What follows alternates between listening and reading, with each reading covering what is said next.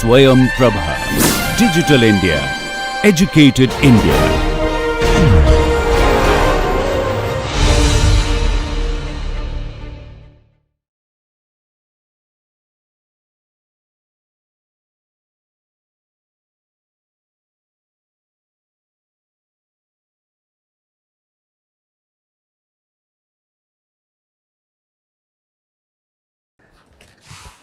So, yeah, Amit has asked for a steel example. I don't know how he read my mind.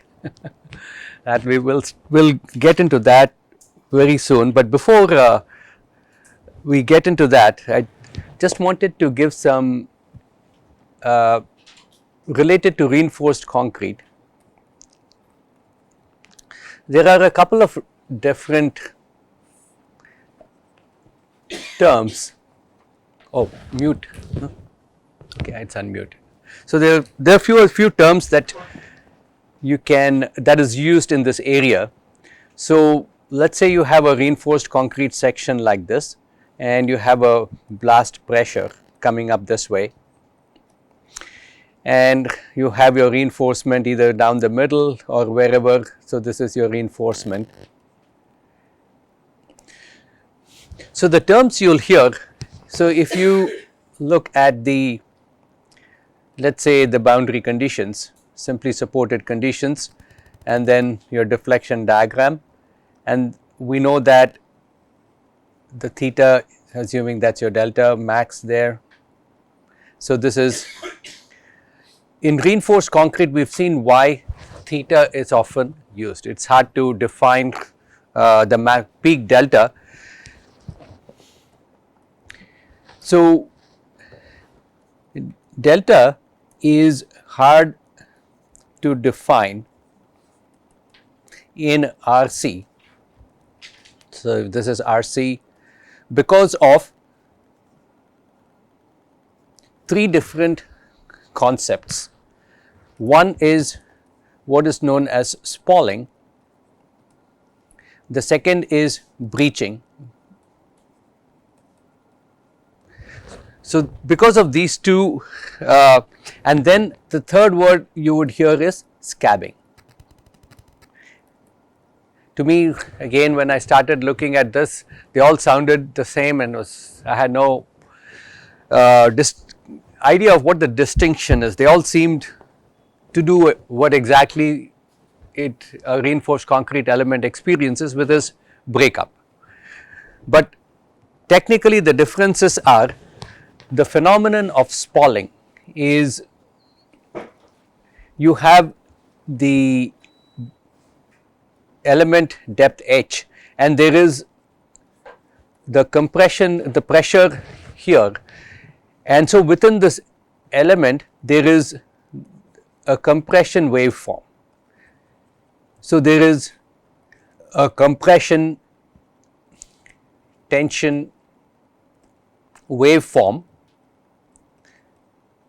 propagating through the, so when you are studying the mechanisms through the RC element. So when you study the mechanisms, you would be measuring the waveform within the element, and what this does is, in the back side there is failure in tension due to the reflection causes, and again the combination of the two, it results in tension cracks due to the tension waves. So this is what is called as spalling. Breaching is exactly the same. Now, so spalling, you can see these are chunks of concrete that what you call spall off. So these are not your flexural tensile cracks. Then when you look at breaching, breaching is a more severe form of spalling. So when you have breaching is when you have loss of material So, this part is lost due to damage or due to cracking and spalling. That is breaching when this depth h1, this is h1 is greater than or equal to h by 2, then you say the concrete has breached. So, the RC element has breached. And finally, you have the third one is scabbing. Now, scabbing, now you see why you can't define H, the delta, because the difficulty, where I wrote that somewhere, it is hard to define, it is because of primarily these two, breaching and spalling. I mean, where are you going to measure the delta from? Is it the center or is it the end? I mean, so those measurement aspects are going to be different. Scabbing is considered basically when the failure is defined, you can, if you are able to measure the support rotation, quite often the support integrity is better, is I should say qualified, but you can say it is maintained. The tension and anyway the moments are very close to 0 there if it is simply supported. So, the possibility, and it is also well supported. So, the wave propagation within that is likely to be dissipated better. So, given all of that, if theta is greater than 4 degrees, then you can scabbing. So, this is basically a failure due to flexure.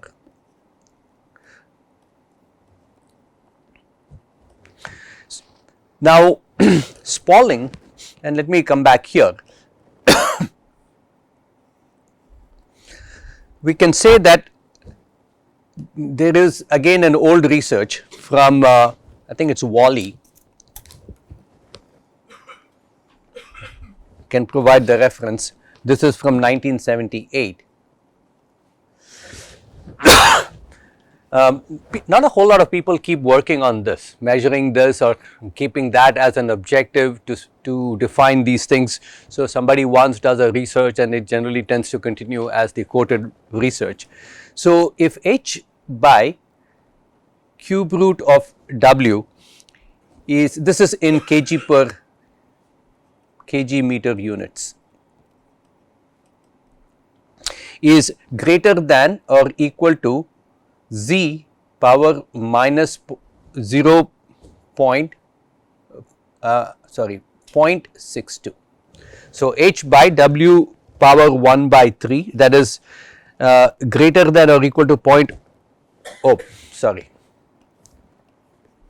So, there is 0.07 z power minus 0.62, then you say there is no spalling if this condition is maintained. And then for this condition, if h by w power 1 by 3 is greater than 0.03, that number goes down, same, this is minus 0.62, then again no scabbing, this is not yes or no answer, no, you can say expected scabbing, again no expected spalling. So, these are some guidelines if you are interested that you can use. So, we'll, what's that? Breaching, sorry, you are right.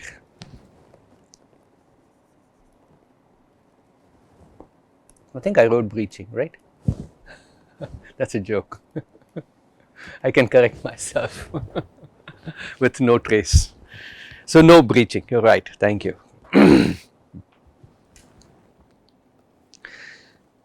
So, examples we'll continue some equivalent SDOF and examples. Again, both are relatively simple, and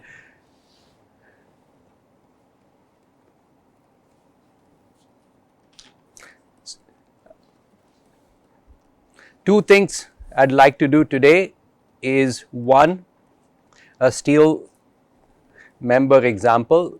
I'll take up a masonry example likely tomorrow. We'll do an internal vent and an internal room blast. We'll do an example on that. I'll show you. We haven't derived pressures and other such things due to internal. I had mentioned about it a while ago, last week, and talked about a lot of UFC graphs being there. We'll use a couple of them for a simple example, and you can gives you ideas of how to go about doing that. And then so today the plan is introduction to design, and we'll take up potentially an impulse based design, and depending on, I think we should have the time, at least introduction to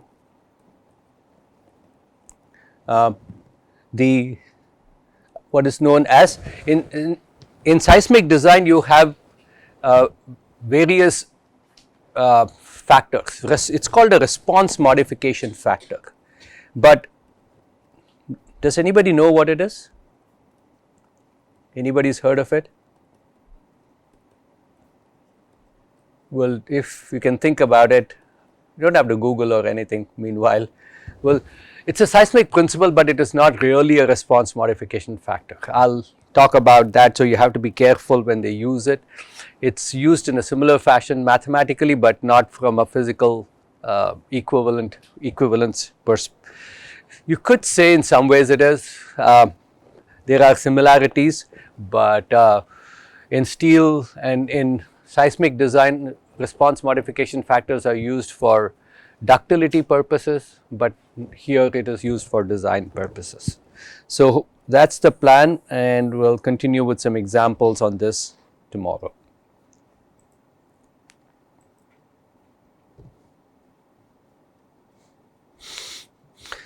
So let's take up the first example in steel. So you have a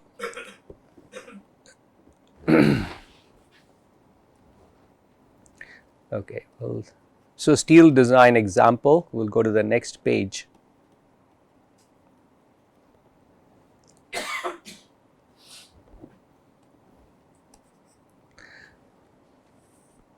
Oh.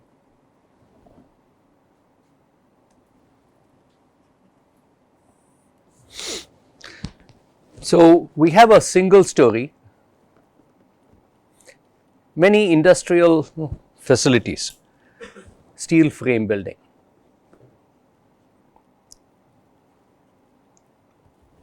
And here we have just one bay.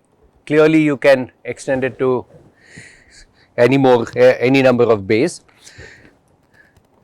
Again, a fairly straightforward example similar to what we did, so it will be a good review also. But you can compare some numbers as we look at different. So that's the other objective, is for different types of structures, what kind of numbers we get. Yesterday was an RC. I wanted to mention, can somebody remind me that I want to talk about, I didn't mention that as a topic. If I don't talk about it, something about steel, concrete roof slabs, roof girders. If you just remind me, I'll mention some things. Time permitting, I'll do some examples, but I want to mention something different about them. So I thought of starting with it, but since we have already started here. So let's say this is your steel. Quite mostly you will have simply supported or pinned foundations. You could do fixed foundations, but then that really involves a lot of additional detailing and transfer of moments to the foundations makes it quite challenging. It's not as simple as RC in terms of detailing and construction. So most often you will find simple foundations that are easy to design. So you have here, this is your curtain wall. So this is the wall resisting PR.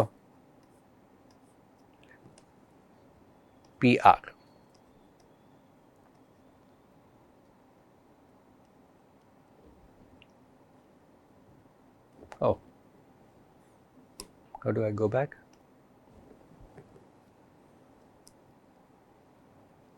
Okay, I don't know what I did, but it worked. But I lost something. So you can imagine, so this is the curtain wall, and the height here is 12 feet, and so this is 20 feet, and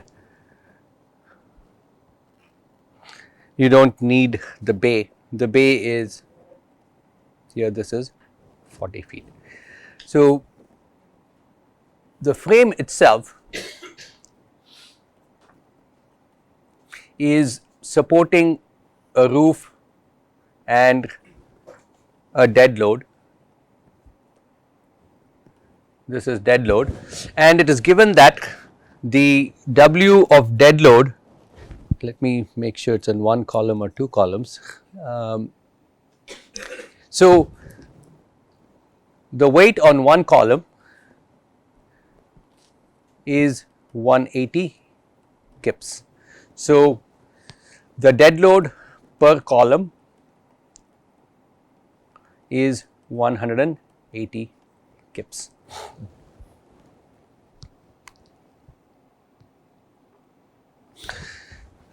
The section itself is a W 24 by 55. Basically, if it's an I section, the moment of inertia for an I, it's a W4 24, so basically it is 24 inches deep approximately. That's nominal, could be plus minus, and again here the last term is 55 pounds per foot. So IXX is 1350 inches per 4, and you also have ZX. Do you know what ZX is? I don't know if the term is different here. It is the plastic section modulus. The elastic section modulus is I by C, but this is the section modulus.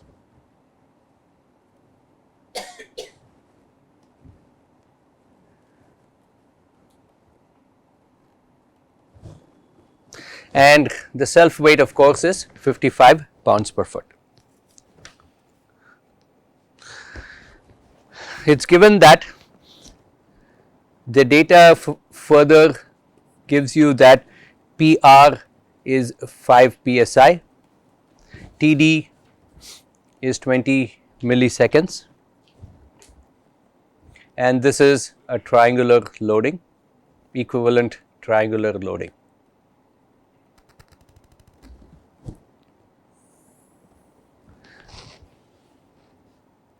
And the question is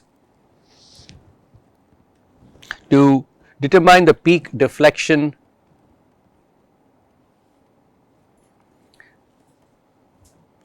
due to the blast load.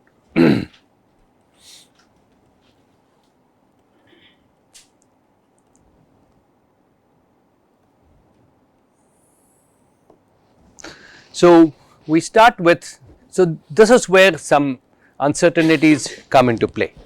So first step is your structural and dynamic properties,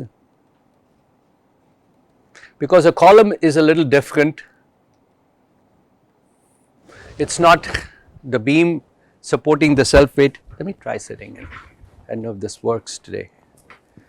So is that okay? Fine. So, the structural dynamic properties, we start with the mass of the column, and here the mass in a beam we saw that we could take the slab weight directly. So, in the mass of the columns you can look at considering the dead load from the supported slab. You cannot ignore that. You can say on the one extreme, if it doesn't, you can try what is the response without that, but consider the mass from the dead load and you can take factor of 1. Load factor basically is 1.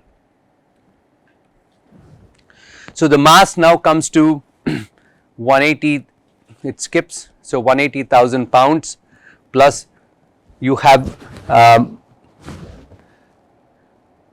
sorry, this was, yeah, that is what I was trying to see. This is 180 kips total. So, this would be 180 total, plus you have 2 columns.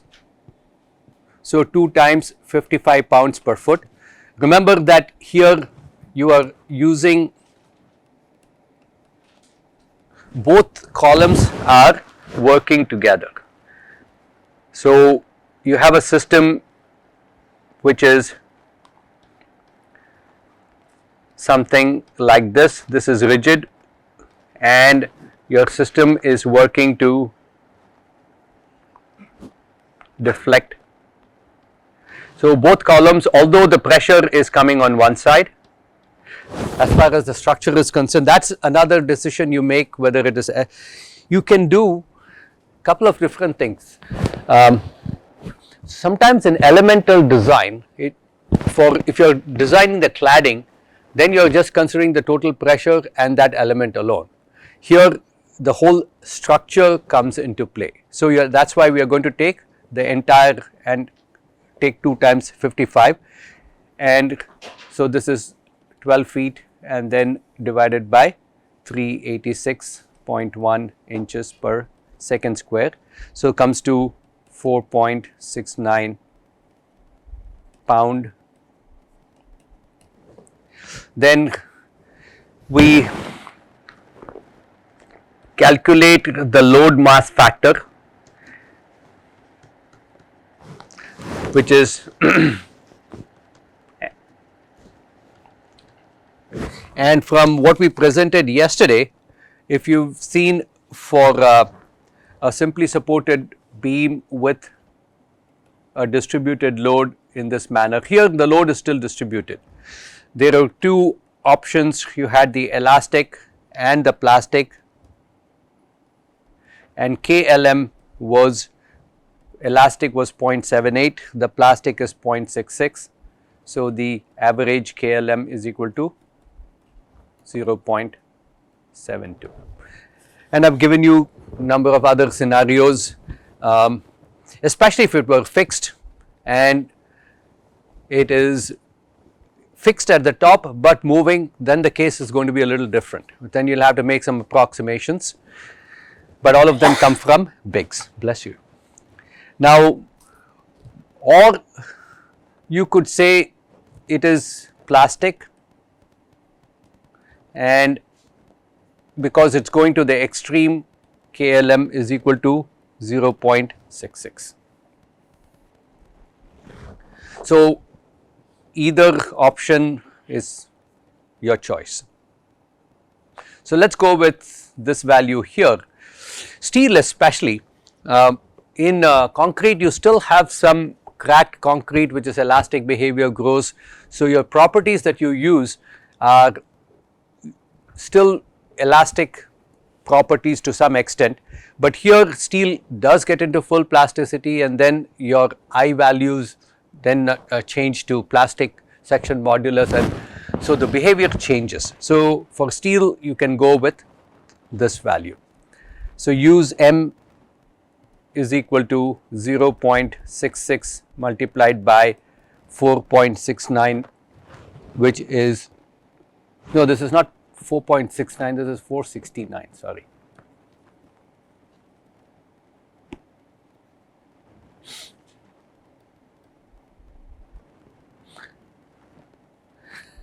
That's why, you know, I mentioned that there's somebody in my class usually who's got, moment it comes in, you'll have a calculator, he or she will have it ready. So 469, which is very helpful though.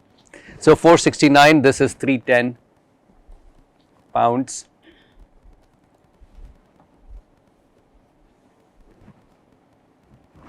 And then, so now the stiffness, yesterday we remember the stiffnesses were of the order of, what are the numbers yesterday in reinforced concrete? Something. So of the order of 10, 20s, 30s. So let's look at what this allows. This gives stiffness of the structure. So this will also, these numbers help you decide later on what type of structure you would like to choose, what type of material you would like to choose for such applications. So here it is a rigid, so this part is rigid and this is fixed. Oh sorry, that is not needed. So you have this column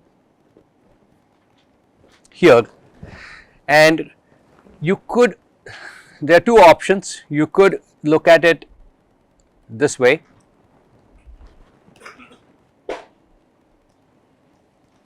or then you will have to look at it from this perspective, where you have, you're allowing a little delta. But let's start with a simply supported assumption.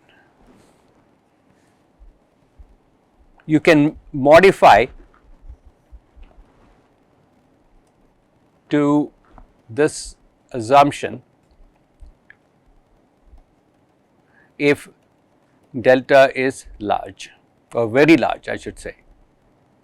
If it is in the order of several inches, 10, 6, 7, 8, 10 inches, then you should look into it. But let's start with this assumption, and for this simply supported assumption, we know K is equal to 384 EI by 5L cubed.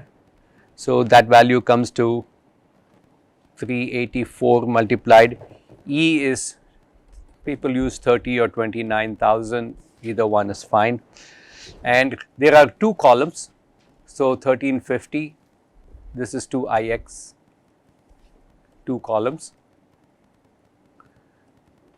and divided by 5 times 12 cubed. So yesterday you saw I was hardly 20, 30, 40, whatever that range is, but now I is extremely high. So you will get these steel stiffnesses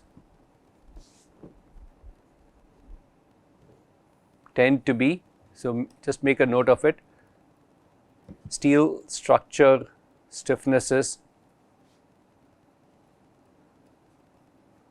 it's true for any situation of course, very high. Yesterday the time period was 66 milliseconds. So the fourth characteristic we'll look at calculating Tn, the natural time period. So Tn is 2 pi square root of m e by ke. So here it is 2 pi, me was 3, yeah, this is m by k. So m was 310 and here 2104, so comes to 0.078 seconds. The natural time period, again the load, dominant load was the dead load. Yesterday I don't know if we had this much of a high load, but it still comes to something similar, 28 milliseconds, 78 milliseconds. Then help me with this number please. Yesterday we made that correction, we calculate the static deflection load on the structure. So let us start with that. Here the load on the structure P naught is PR multiplied by the tributary area, and PR is 5 psi. We have 20 feet and the height is 12 feet.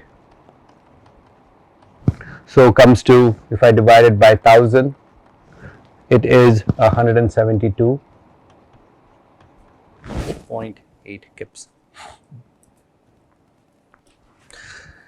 The resistance function, resistance is quite easy to calculate here.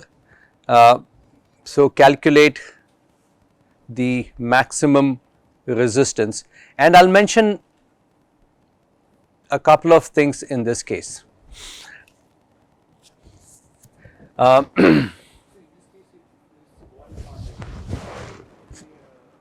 In which case? For what calculation? I did. So this is the wall, 20 times 12. Yeah, if it is not there, then how is the load even coming, right? There is no load. I mean, the only area that is exposed is the flange. So if it is vented, those are again best estimate or best whatever judgment calculations. If the wall is not there, yes, you won't have that pressure coming in.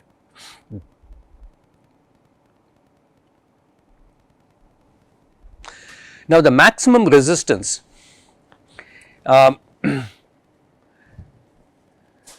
am going to do the simplified version, but in the US, and actually I will make a, this is a little tidbit corresponding to, I am sure you have design, who works in steel design here, anybody? Nobody works in steel design? So at least in undergraduate classes, what's the, you have a, what do you call, special publication, or what do they call that, design aids for steel? Huh? SP6, yes. So just as I was mentioning earlier to Professor Arigappan, so when I was doing my master's first semester, 6 months, my job was to develop SP6 curves, because that time computers were just coming in. The first fax machine was there, including developing the graph sheet using coding, and then all the design equations, and then deciding optimal solutions.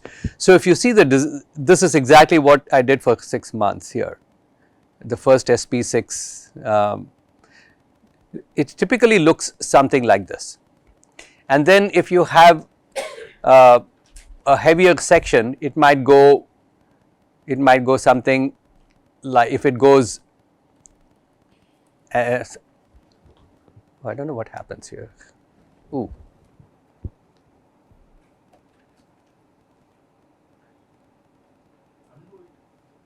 Undo. What's that? Control and scroll. Yes, this. Press control. Control. Oh, scroll there. Ah, I see. Okay. Oh, thank you. Perfect.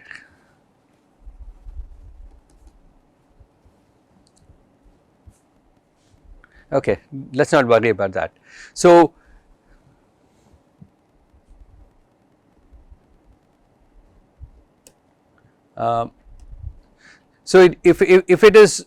if there is a lighter section, then you draw something like this, and then it becomes, so basically solid sections are the most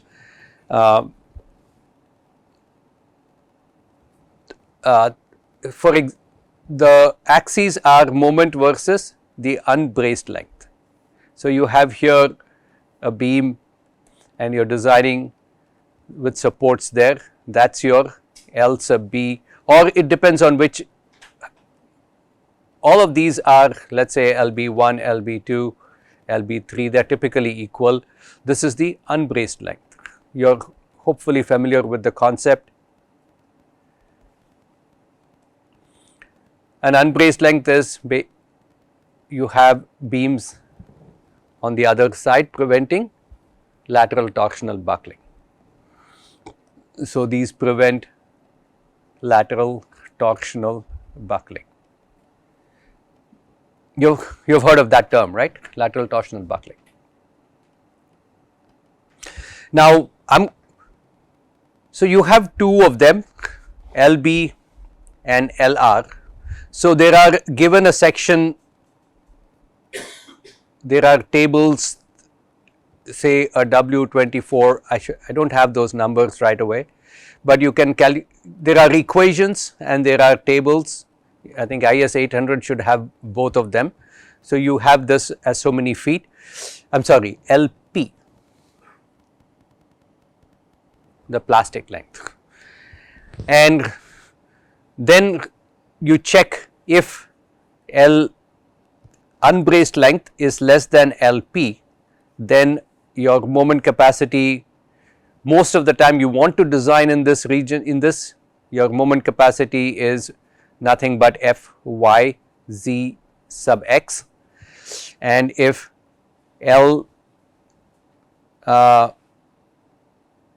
B, so no LP sorry is, so the unbraced length, this is your unbraced length. If the unbraced length is between these two, it is a linear variation, and then you are given by another equation. Basically, it is a linear expression. We will not spend time on it, I do not want to. And then if this is inelastic lateral torsional buckling, and this is plastic section capacity, and then if your LB is greater than LR, then you have elastic lateral torsional buckling expression. So, you have to use Mn from either one of them, and in addition you also have the moment magnification factor. Also you consider a moment magnification factor CB, well, let us call this as needed. But so all this can be incorporated, but let us consider, keep it simple here, consider the case of LB, which is 12 feet, which is supported only at the ends, or if you have other, for example, you have girts, if you have these side beams or girts, these are also called. So, in that case your LB is now 6, and there is a little more to it than just, there are the CB accounts for some things, but for simplicity let us consider LB less than LB, whatever be the case, it does not have to be 12 feet even if it is supported. So, let us consider this case so that we can focus on our topics. So, Mn is Fy times Zx, so which is basically your Fy is 50 ksi, so which is 50 ksi is what you use, 400 and no, not 415, 3 something, right? 350 steel, is that what you use for structural steel here? 350 MPa, 400 MPa. Okay, so 400 MPa, 410. That's reinforced steel. Structural steel is 250. Structural steel is 250. Reinforced steel is higher. So yeah, this is of course more 250 you said, right? So in which case would be 36 ksi, A36 is what we use, but most of our W sections are 50 ksi. So, 50 ksi multiplied by 134, this was your plastic section modulus cubed. So, comes to 667 kip inches. Then, so these are the maximum resistance. So, the resistance now Rm is 8 Mn divided by L, because it is simply supported.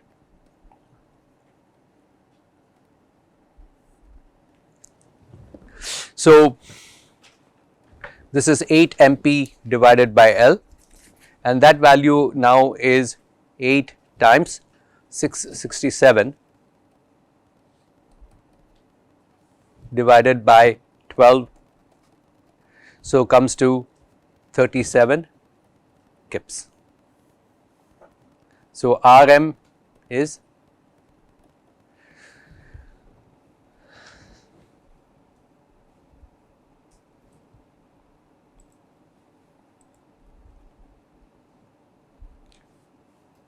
and I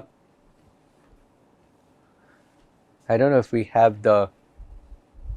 So, the next step, which is 5,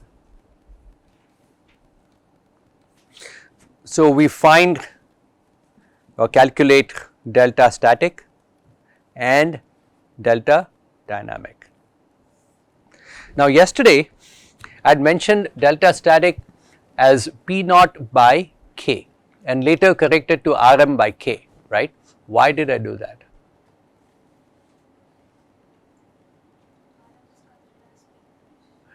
Rm is considered as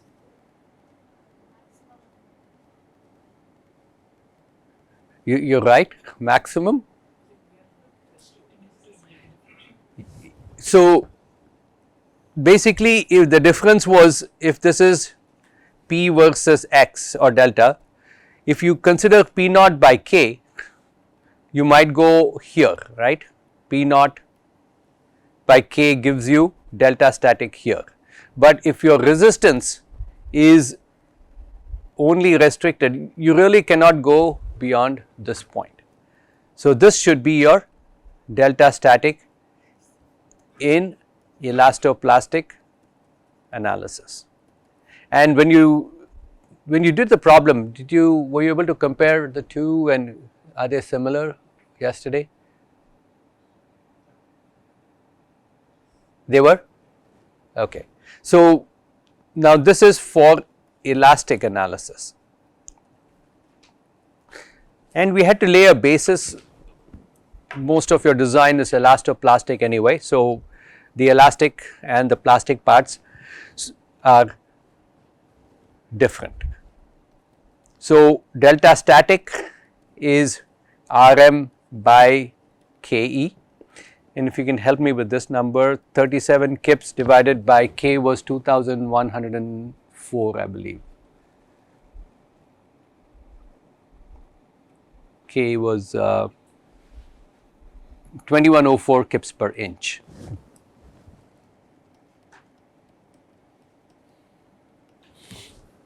Point zero something, 0.1 or 0.18 or something like that. 0.012. Okay, and then we'll look at Rm by P naught. So, 37K divided by 172.8 is 0.256. The third is Td by Tn, which is 20 milliseconds divided by 78 milliseconds, which is 0.256. And from the elastoplastic, I do not know if I have a PNG file, charts. let's maybe go down and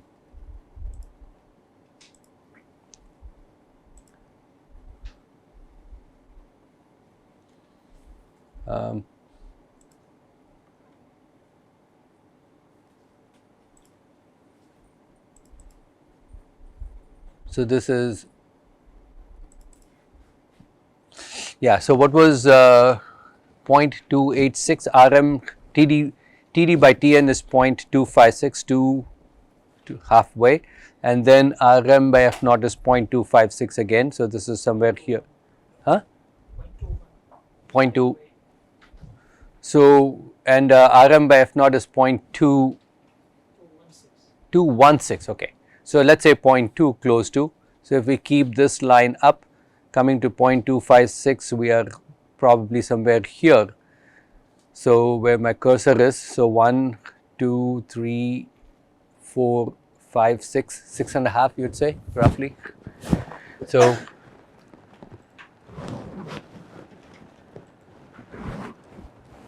comes to, from those charts, the delta dynamic by delta static is say 6.5. So you can calculate your delta dynamic is 6.5 0.012,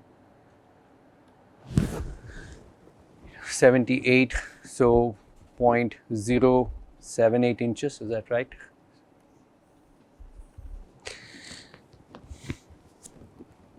And here for steel,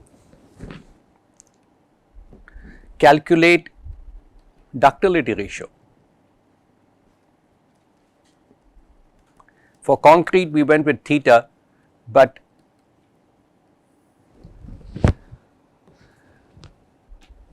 mu max divided by mu, sorry, not delta max divided by delta sub E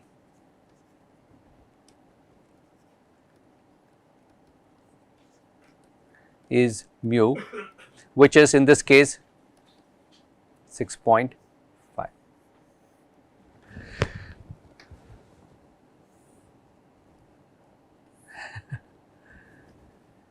It's doing a lot of things on its own today. Okay, let's see. I can't seem to move it back. Oh, there it is. So, and then check the LOP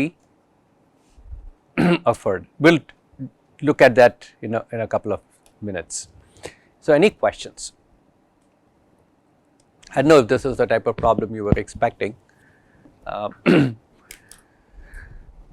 The blast pressures here are more petrochemical type, but of course the TD is lower, but it's still. So the LOP, for example,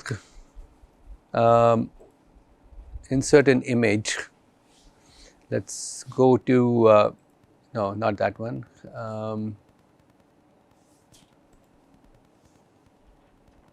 Lecture 6.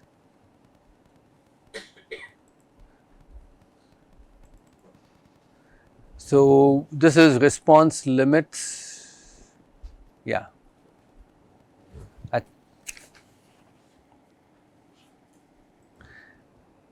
So let's open this one and see.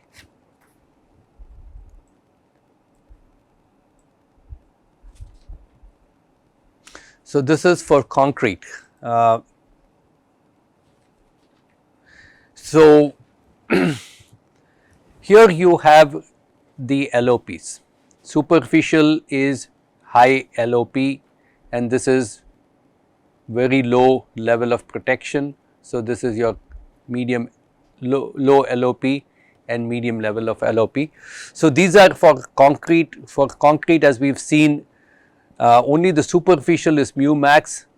Everything else, right from MLOP all the way to high LOP, is in terms of theta. Let me see if I have something for steel in a similar way. I might have given it sometime earlier. If not, I'll try to find one. And transformation factors, these are dynamic deflection. So I don't seem to have those. I think transformation factors, we have given those 8-page files or several page files yesterday. So let me put these also, table 3.3a. I'll insert these for reference purposes. We have used it, so let me put those in anyway. So this gives you LOP and damage limits.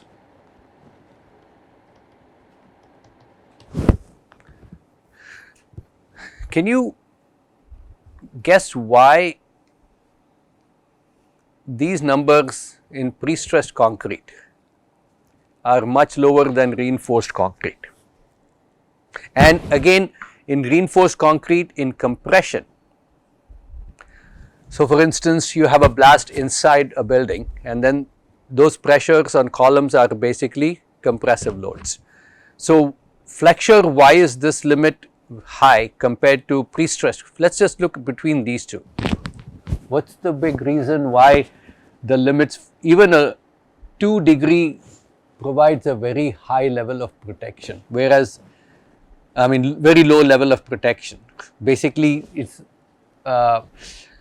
considered beyond that is gone, whereas RC, you can go up to 10 degrees and it is considered as failed.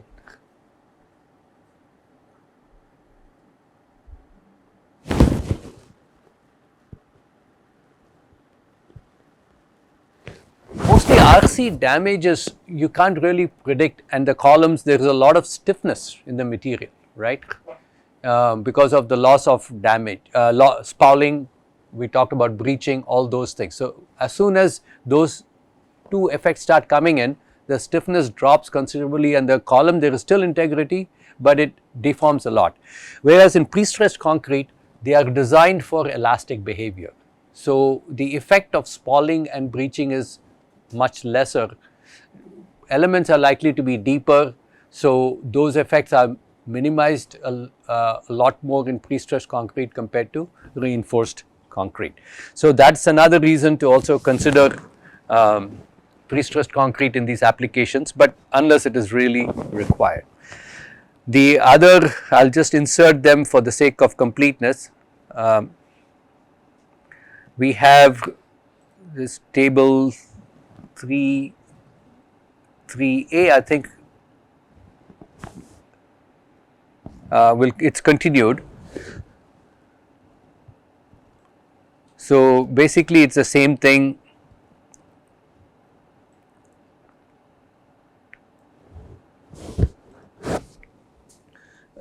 Continued for masonry. Now structural steel, are you able to read that, or it's too small, wider, right? Oh,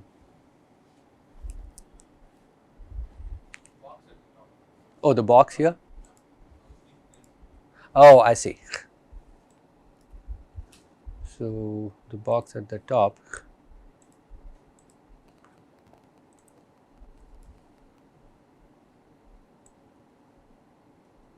Much, a little better, right? Okay. So here, if you see beam with column with axial failure, it is in terms of mu max.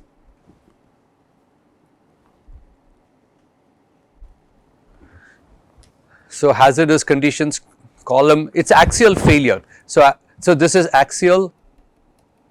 Then beam column with compact section, again non-compact section.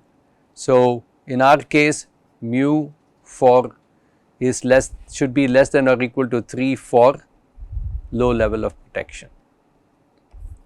So going from here, you see that it is definitely very, less than or more severe than low level of protection.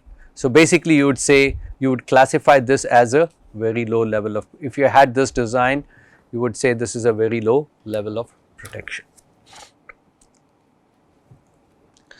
Other tables that would be useful are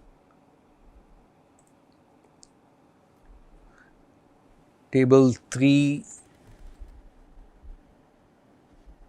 3A, I think this is what I there is a table on dynamic factors which I shall send later on for DIFs and SIFs, but for now I'll just refer to it. I don't have it right here. So, any questions?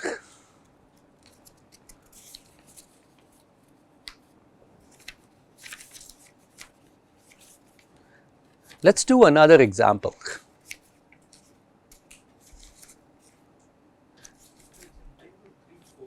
Oh, there is a table 3-4?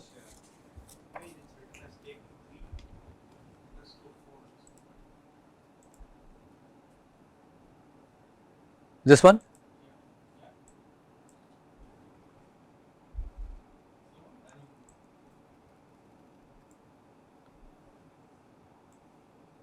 Yeah, yeah, this is exactly what I was, again for information purposes, can keep this as, if you're going to keep these notes for a while, or I mean it's good to have all this information in one place. So, this gives you the various dynamic increase factors for different, the 1.1 that I used for hot rolled steel yield strength and tension compression. So, you can use the SIFs and DIFs in this case. So, you could see why, maybe one thing I could have done here, for example, deformed reinforcement, while hot rolled flexure is 1.19. So, perhaps I am not sure why I did not consider that. I do not know why my notes, I might have missed it, or here I will add a note, consider Fy dynamic is SIF multiplied by DIF multiplied by 50. So, from this table here, average strength increase factors, unless yield strength of hot rolled sections is 1.1, and here flexion and shear DIF is 1.19. So, you could use here 1.1 times, and I do not know what that comes to. So, that change you can make and look at it. I think I should change, for some reason I missed that in my notes.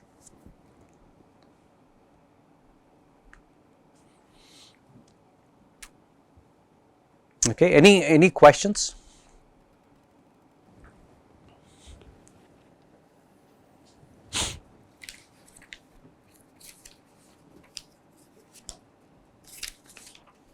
Okay, so I've looked at this.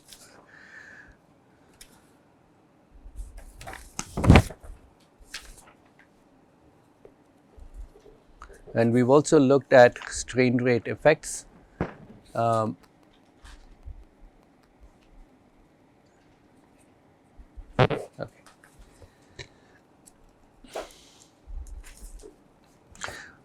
Now, let us look at the second example.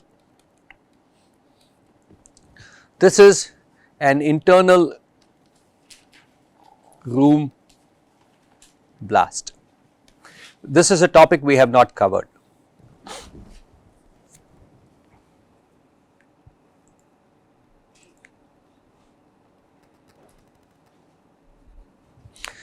So, consider an internal room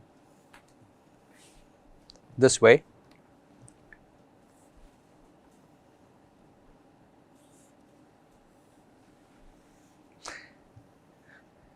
And typically, what type of explosive is likely to be used in an internal room? Hand carry, most likely. So, this room has, say, dimensions of 30 feet, 30 feet and 15 feet, and it is an explosive right in the middle of 5 pounds, and then it has vented areas. So, basically windows, 2 windows and this is considered vented area. Now the windows is also a frangible element, and there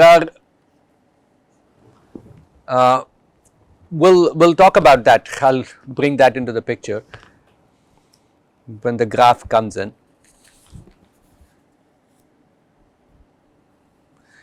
So wait.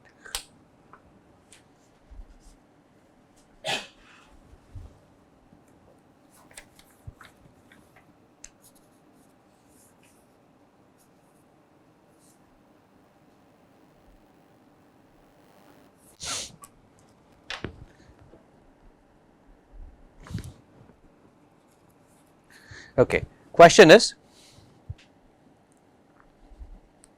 to given a package bomb at on the floor,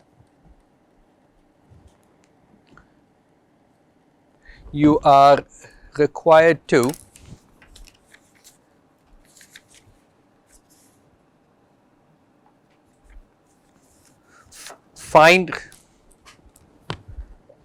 check the roof beam design to withstand the explosion.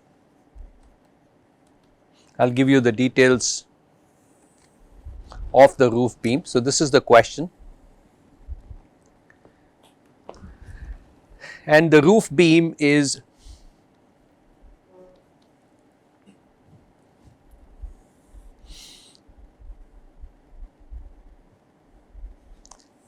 so you have roof beams and the slab. So here the beams are, so the beam itself is right, again these are all simplified versions. When you do a roof beam, the pressures are going to be upward this way.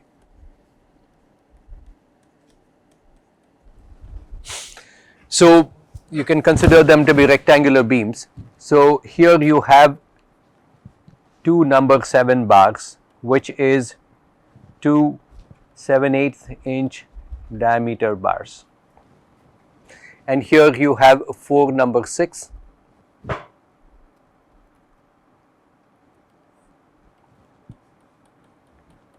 or this is 3/4 inch.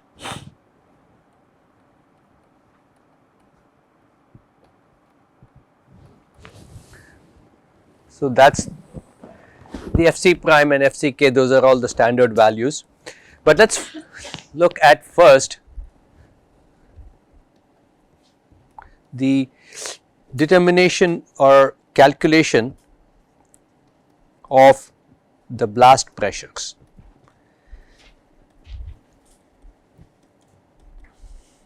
Now what you have is, you have a blast loading in an internal, so you have blast plus you have gas pressures. Due to the build up, there is, like you have equivalent, this is equivalent to the ambient, similar to the ambient dynamic pressure Q naught, and it goes to, so the loading is going to be similar. So determine the blast loading and the gas pressures.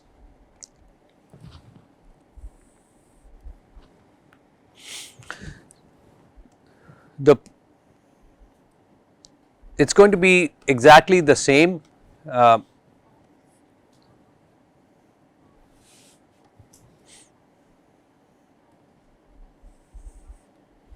So let's say this is P versus T. The reflected pressure is PR versus T, and the gas pressures is PG. So this is, let us say, TD, and this is TG. Is it my phone? I was wondering some noises coming. I don't know whether it's. Yeah. It opened a shopping ad. And I think there's no idea. There's a store. I didn't do anything, right? I wasn't shopping. You agree with me? You could hear it, right? Something, a voice? No? I could hear it, so I was wondering. So, again, this you can see, we'll start with from the UFC 340-02. We go with figure 2-15. This is surface blast. You get W is 5 pounds, R will be now 15 feet, height of the roof. And from here you calculate your Z. From here you get the following values. PR is 32.8 psi, TD is equal to 2.2 milliseconds, and IR is 36 psi milliseconds. Then to calculate for gas pressures, we'll use a couple of other charts. We first need to calculate the vent areas. This is for the doors and windows. So here assume AV is 500 square feet given. If not, you can calculate those areas. Next is you find the free volume of the enclosure. We call that VF. VF in this case, the ceiling height multiplied by the base area, 30 feet by 30 feet. So, this is 13,500. Process again fairly straightforward. Third thing is to calculate the TNT weight by, so this is W is the TNT weight. So, this comes to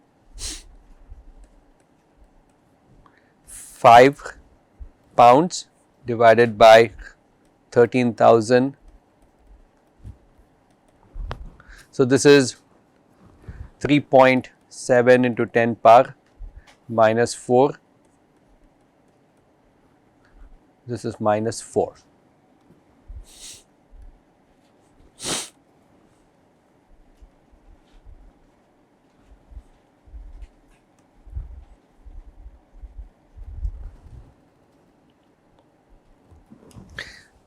Then there are the charts, and let me insert this image. It is the charge weight versus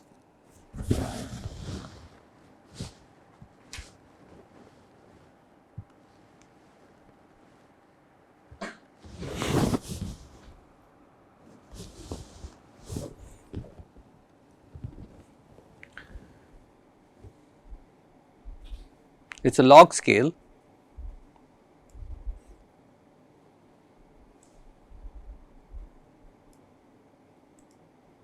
Oh,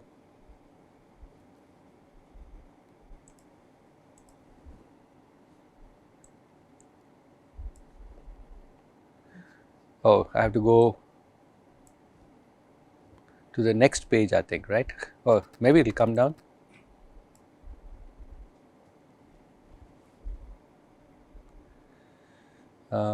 let me keep pulling it down.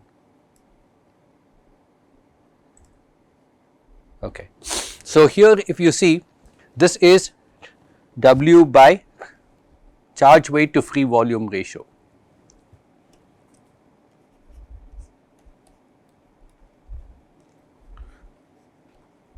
And this is the maximum gas pressure, and what we are getting is 0.00037. So here it is 0.0001, sorry. So we are getting charts 0.00037, our example. So you can use something very close to this one, and so that is 100, this is 10, so maybe 10, if you can extrapolate or you can come down, so maybe this is 20 psi or 25 psi, let us say, and help me with some calculations. My numbers are a little different from, so you agree with me, Pg is 25 psi, somewhere there. Or if you assume even 10 psi, I do not know if, since it is off of charts and the lowest value is 10, that is also something, and we get a big difference in the numbers. So either way you can assume the one that you need, and then there is another chart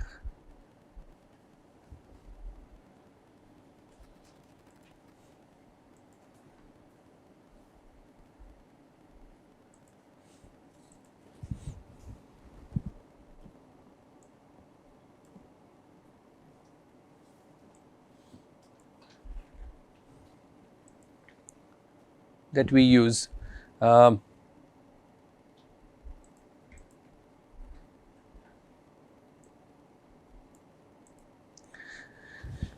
So here the steps are, now we are finding the scaled impulse.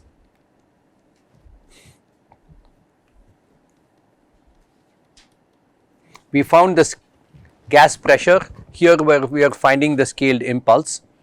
To find the scale impulse, so the steps are, first step A is we find the area of the vent divided by Vf in feet cube.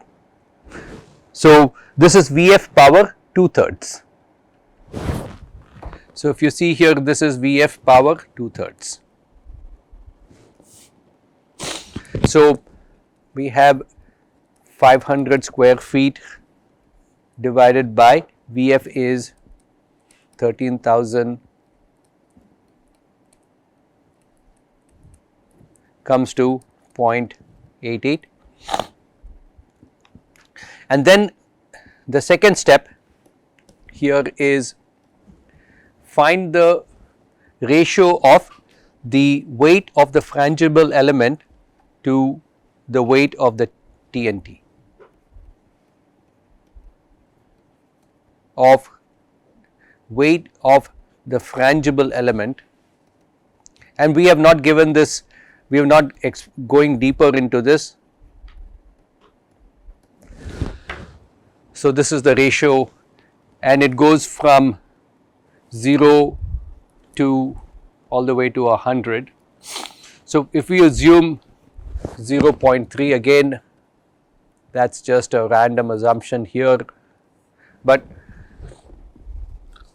a frangible element is, you might have a catcher in or something that is breaking up in the window. For the, basically you could take the weight of the window versus compared to the weight of TNT, that is also a reasonable assumption.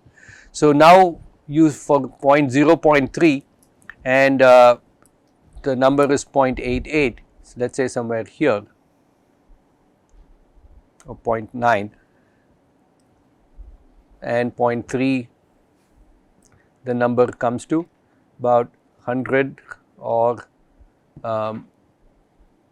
roughly that's 200. So it's a little bit, it's right down the middle. Let's say 150 psi. 150 psi milliseconds.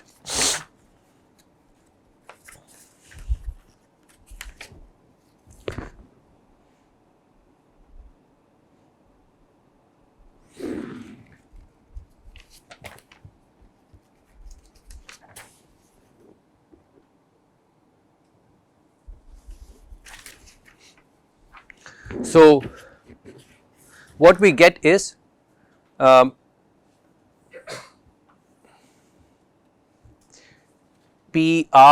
is 32.8 psi, PG it could be 25 psi, and I don't know, there is also,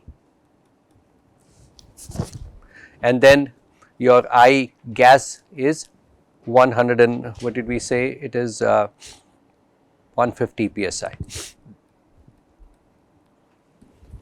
So excuse me, so Tg is 2Ig divided by Pg, so 2 times 150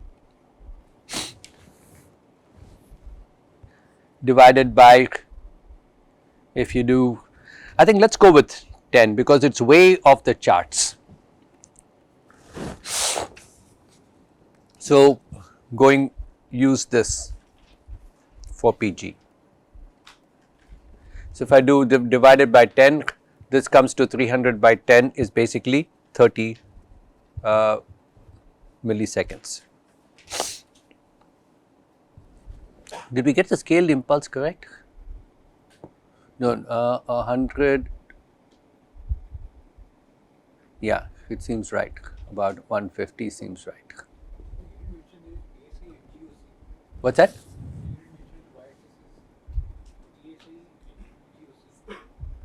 So, yeah, PSI, this is for the, so this is the scaled, oh, the scaled gas impulse. So this is PSI milliseconds.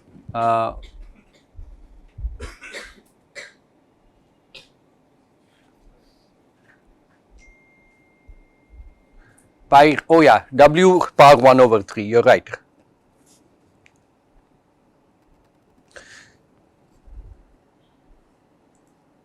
So,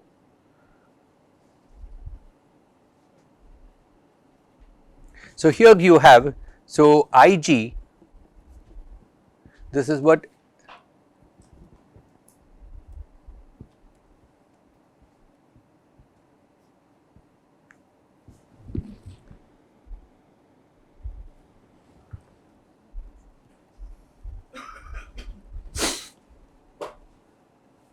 this is by W, right. So, you get your Ig is equal to, you can hear 150 psi multiplied by the 5, what, multiplied by W power 1 over 3. How much is this one?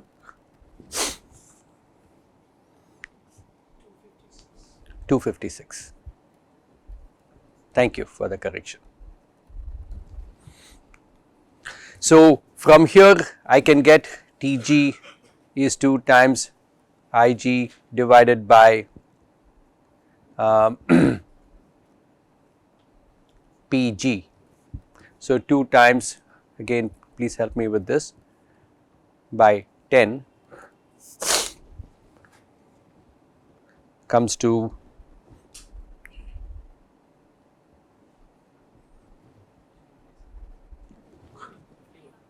51 milliseconds. So your final expressions for the gas pressures would be, or for both together, P versus T, you have the, what was TD, 2.2 milliseconds. So the duration is very low.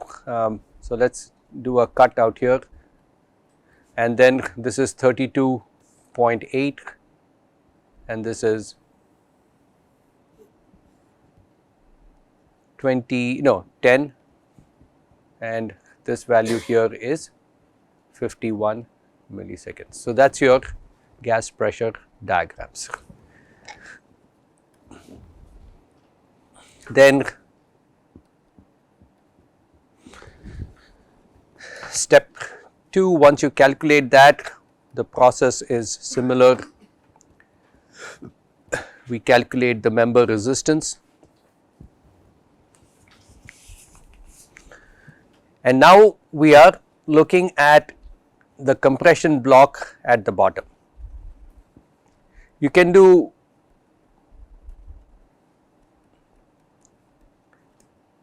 either a doubly reinforced design or you can do a singly reinforced design.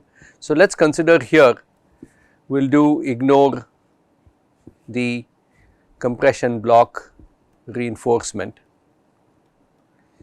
Again, you can get fancy and definitely do all of that, but we'll keep it simple here.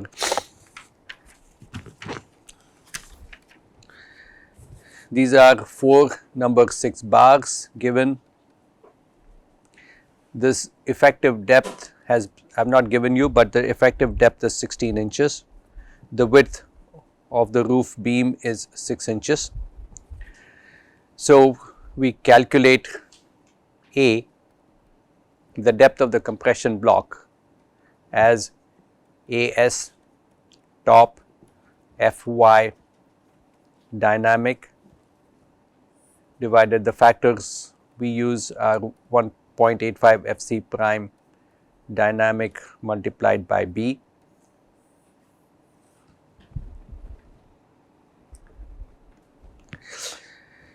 So 4 number 6 bars is 4 times the area. It's not exactly the area after number 9, but for now this one works. So this is 1.76, then Fc prime dynamic is I thought I had this calculated somewhere.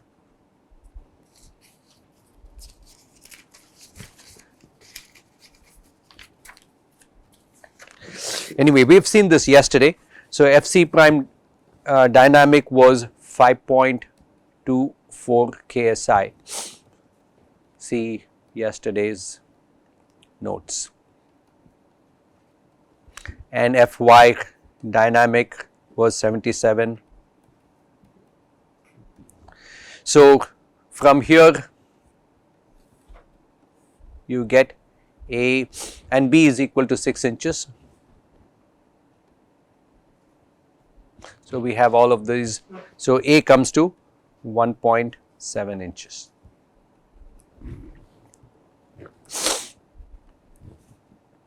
The moment resistance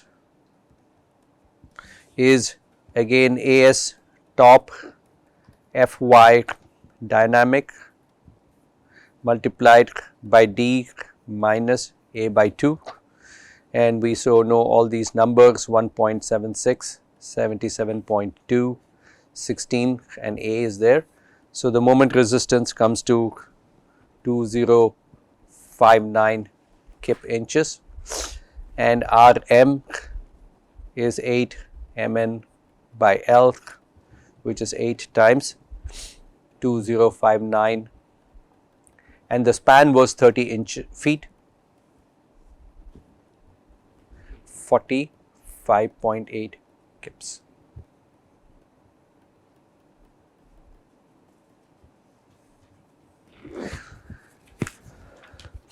We'll finish this and then another 5-10 minutes. Then the last step is, or the couple more steps,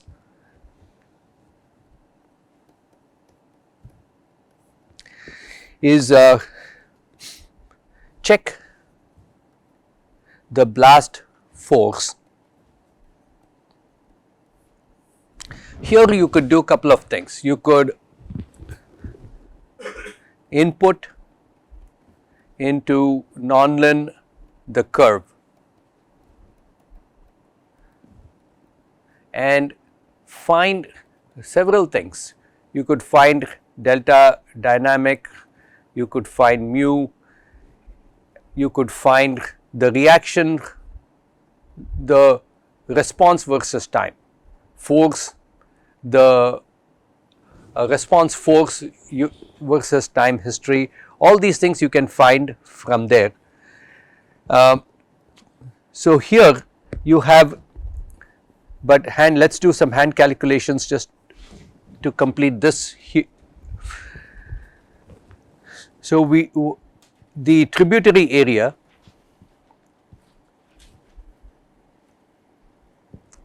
is, assume that the roof is, this is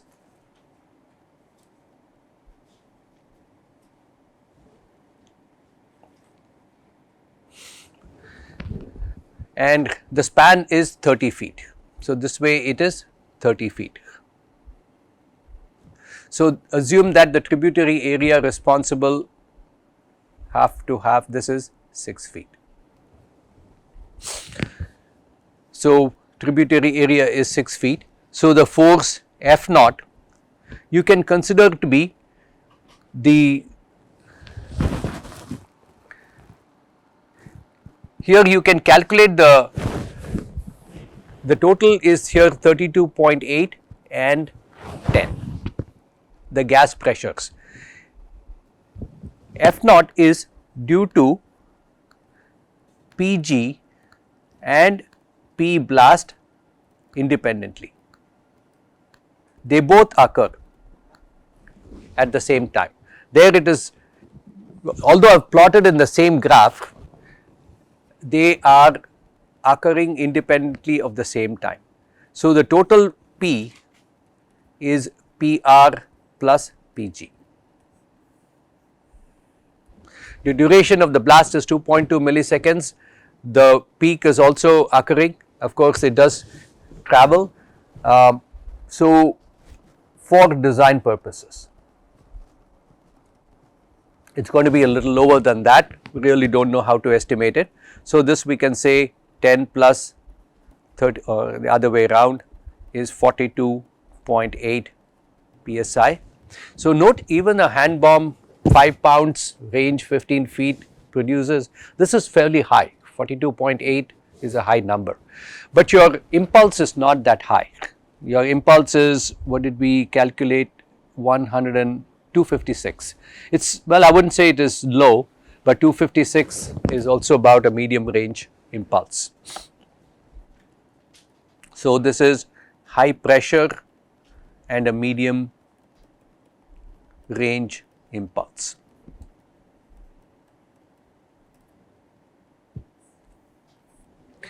So now the total force P F naught is 42.8 psi multiplied by the tributary area 6 feet multiplied by the span,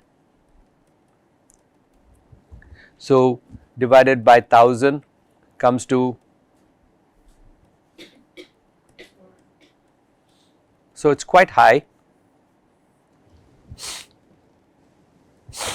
Then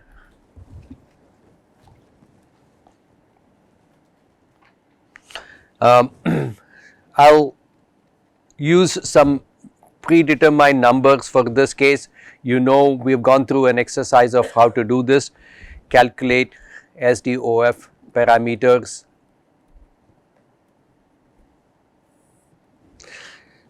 I average is 5,500 inches per 4.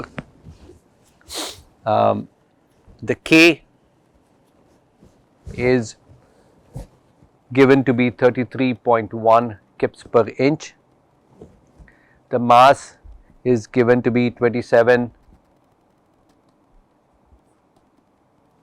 So these are all given.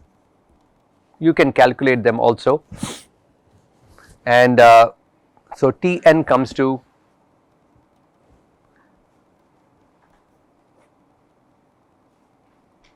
you can take mass effective, the KLM, to be 0.72. So this comes to 0.158 seconds, or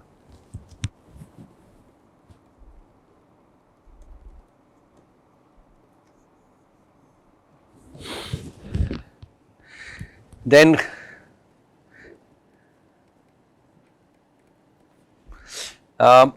find delta dynamic as we have done before. TD by TN is going to be very low. This is 2.2 milliseconds, this is 158 milliseconds, and this is an extremely low number. So if you go to, that's not even TD, yes, still consider TD. So the question comes is which one to consider, right? Now you have gas pressures. So there is, so usage of the elastoplastic response spectrum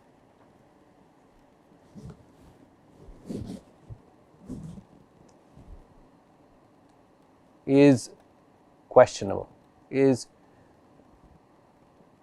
used with caution, let's say.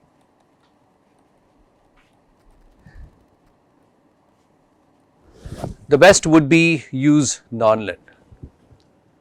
Here best option is use nonlinear. Maybe we can try this. Why don't we can try this for the tutorial, right? Let's try this problem with the tutorial, and we'll even compare it. But the thing to keep in mind, what I wanted to mention is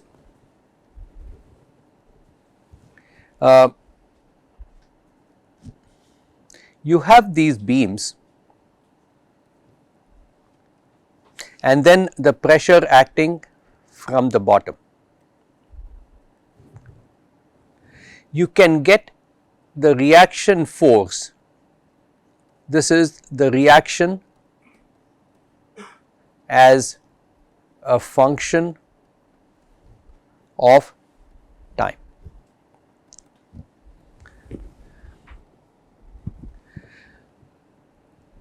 I think so. You can get the force from your SDOF as a function of time. That's your spring force, and you can consider. We have taken half of that. If you do, is your reaction force, right? You have two reactions. So from nonlinear, the force as a function of time, whatever it gives, this is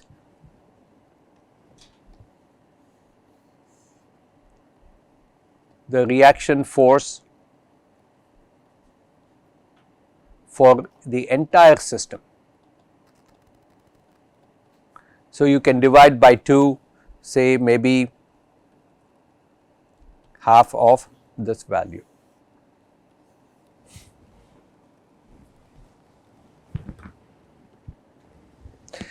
Or this is your response. This is a force in kips per second. Your dynamic shears, you can combine them. These are, I don't think these are exercises we will take. And as we have seen yesterday, this is V of t is a coefficient. This is a dynamic shear force factor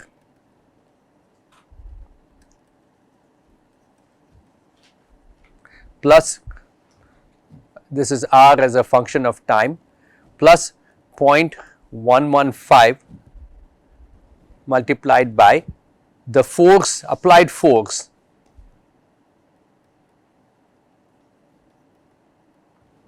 then take the maximum value.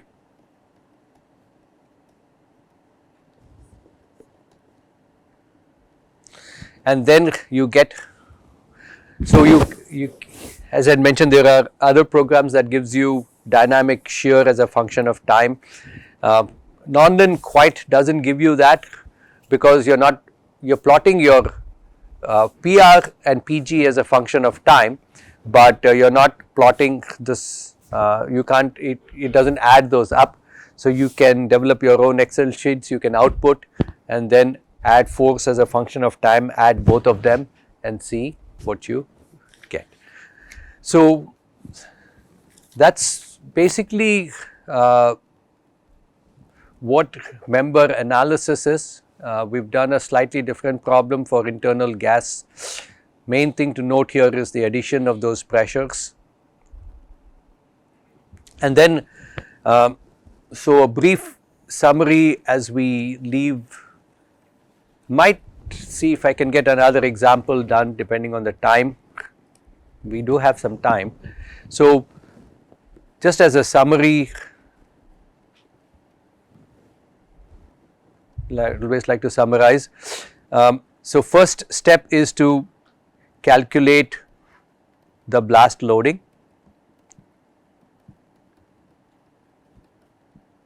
Then compute the member resistance.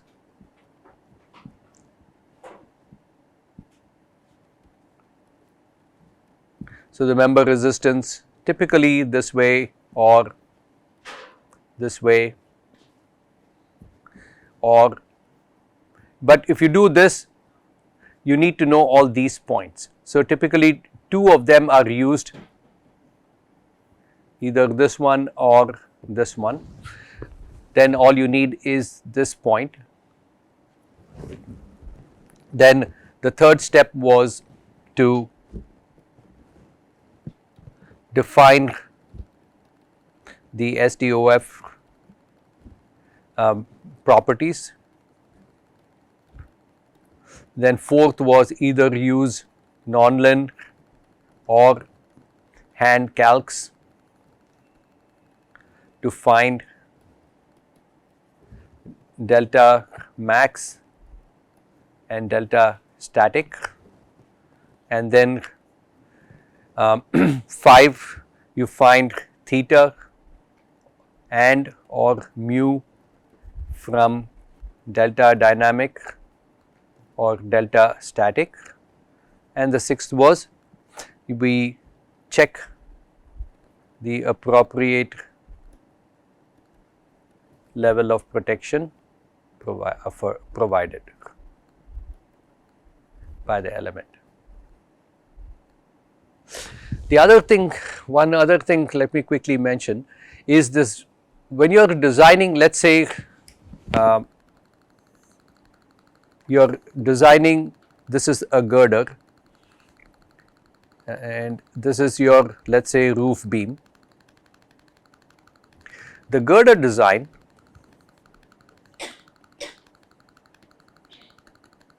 is based off a reaction. So the girder is not designed for your pressures directly,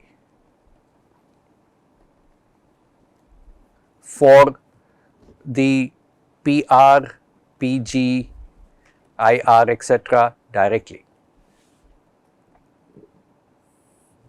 They are designed using the reaction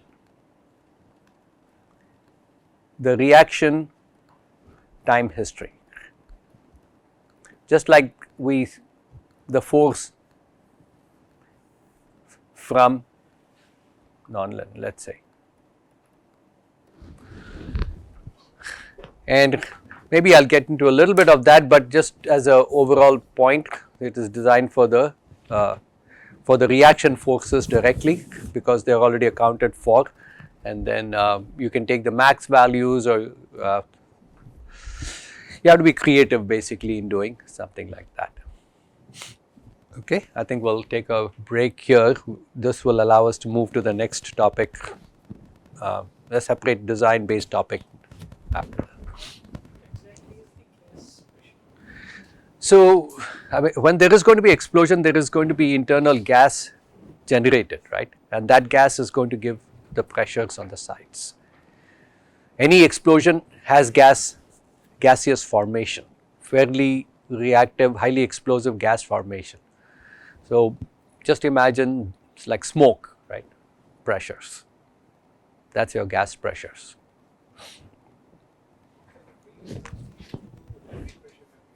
What's that? Yeah, exactly. It's equivalent to that. The only thing is we are designing here for the combined effect. There we are designing for the reactive for PR. But here, since the gases explode and it's the distance is short, you can say, okay, after 2.2 milliseconds or whatever, if you can find the gas pressure velocities, and then, but then you're getting into levels of complexity. This is conservative anyway. 32.8 plus 10 is highly conservative.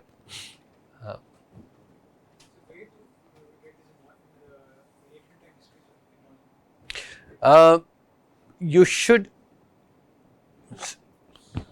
yeah, there is the icon next to that run button, and there you'll see the force versus time, spring force versus time. You can take that to be the reaction force. Okay.